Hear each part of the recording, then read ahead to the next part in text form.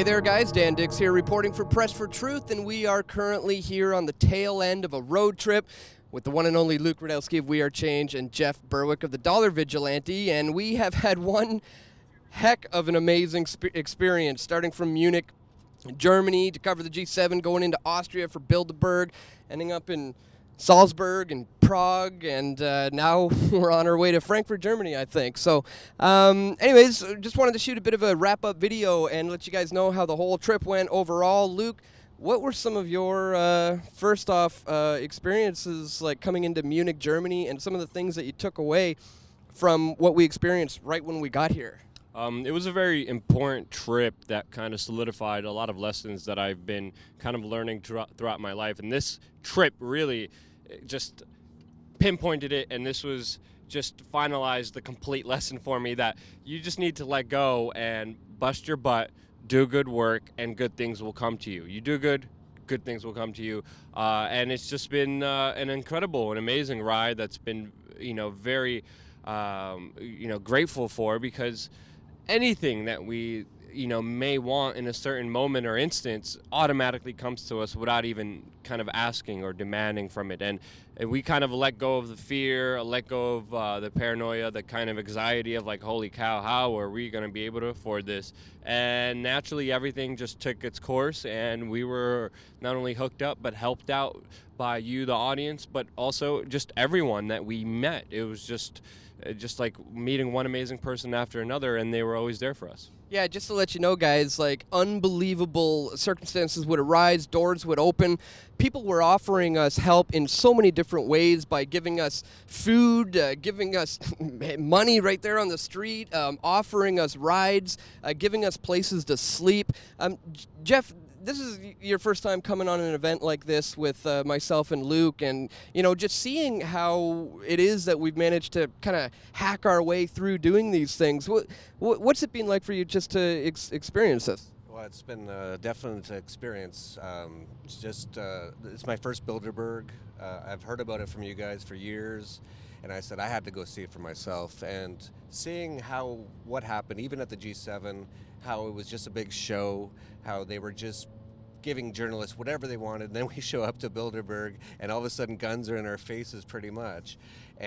But like you pointed out, so many people, it's been amazing just to see that there's definitely an awakening, and there's awareness happening that this needs to be exposed. And almost everywhere we went this entire week, it was almost like we had VIP passes. Yeah.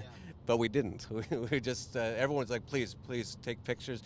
Someone has to know about what's going on here.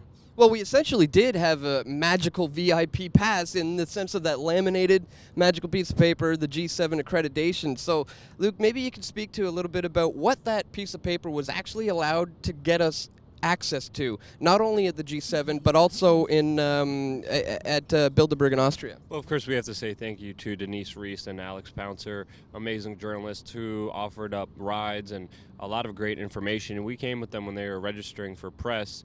To be at the G7, officially you needed to register 3 months in advance. We haven't done that. We didn't pass the registration time deadline. We showed up there and said, hey, we're press, here's our press credentials. Vet us. They vetted us, and they gave us this amazing piece of paper that allowed us to uncover just the decadent crap that was paid for by public funds that was just thrown at us everywhere at the G7.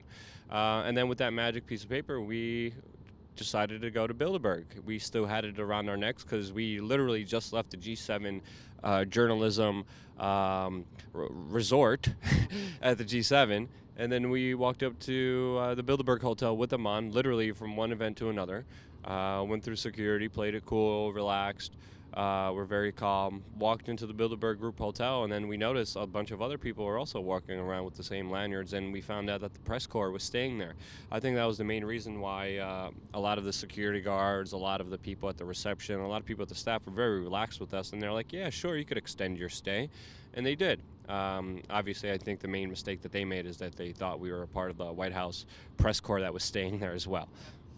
Yeah, so, there's obviously a huge difference what we experienced as being journalists on the inside of G7 compared to being journalists on the inside of Bilderberg, and I heard in your interview with Skelton, you guys kind of described it as the death of journalism, really. What are your thoughts, Jeff, on seeing the difference of the decadent 900 dollar bottles of champagne being given out? The journalists there were allowed to download HD footage of the delegates. It's almost like they just show up, they get free food, free booze, don't have to do anything, and then get their paycheck, right? Yeah, it felt a lot like the Hunger Games, being in the Capitol, and even all the journalists, everyone we talked to, including the White House press corps, were all very apologetic to us for not doing their jobs. And you two, and a few others, Charlie Skelton and a few others, were the only real journalists covering anything. Even at the G7, no, they didn't cover it. They just sat in there and ate and drank, and there was parties.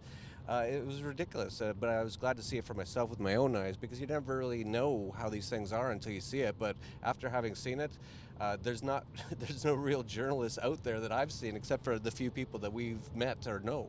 Yeah, you have to understand, at the G7, journalists are not only pampered with ludicrous crap like bells and whistles. Literally, they gave us bells, clothes, book bags, really luxurious food and all the expensive alcohol that we could drink, but they're also given press releases, photos, videos, statements. Their job is done for them, and they just have to puppeteer and repeat everything that's given to them, and that's called journalism, but it's really propaganda.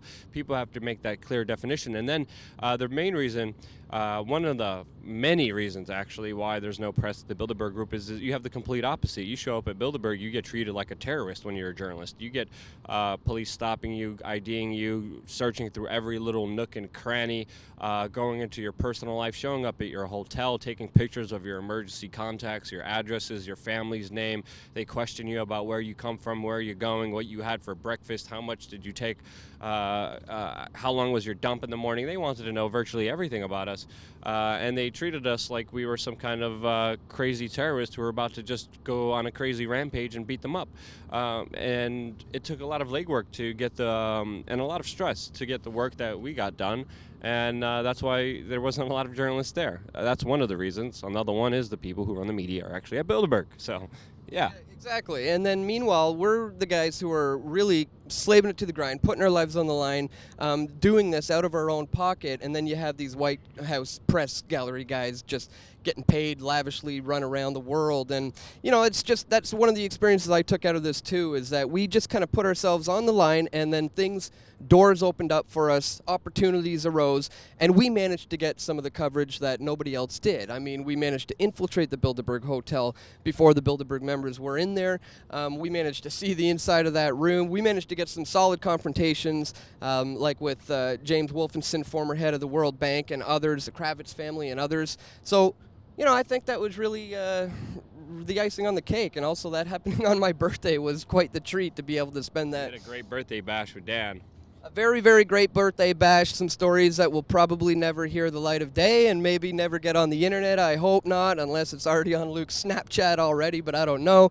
But anyways, the whole experience has been incredible. We just left Prague, which is a beautiful, beautiful city. We were in Salzburg before that, and now we're en route to Frankfurt. So anyways, just wanted to shoot this quick little wrap-up video, let you know we've had a good time. We've done our work, and we're going to continue on. If you like the work that we're doing here, please check the link in the description, guys, to where you can donate and you can contribute, like the video, share the video. Anything you can to help independent media is very, very greatly appreciated. Guys, any final thoughts on the whole trip as a whole? Well, we're here for you. Without you, we would not be able to do the work that we do. We've been incredibly blessed, and we're incredibly humble for the amazing individuals we met on this trip that helped us out with the small things. Sometimes we had to hard it out and sleep in the car, but it was okay. We made it. We're willing to sacrifice for you. We want to sacrifice more, and we can only do that if you invest, if you vote with your likes, if you support us, and you're there for us. So definitely support independent media that you like, that you resonate with, because without you, we wouldn't exist. Again, we're not the corporate horse stream mainstream media. There's no big money here. There is no backers here. There's no one behind us but you. Yeah. So just remember that. Just remember that. We're hacking our way through, and we can't do it without you. Jeff, any final thoughts? Just same thing. Seeing the real press up close, they were so apologetic, and they said, if I really did my job, I'd get fired. And just to see you guys in person, we've been friends before, but just to see it in person, it's been, this is real. These guys are doing real stuff, and it's just been an honor and a pleasure just to be with you on this journey, exposing. There's a lot of people out there who's helped all of us along the way, and it's almost like a wink and a nod, like, yes, keep doing what you guys are doing, but one thing, I've seen this, sleeping in your car and hitchhiking, these guys, so I support these guys. 100% guarantee for me that these guys are great. Check the links in the description, guys, and stay tuned for more coverage as it happens right here at pressfortruth.ca.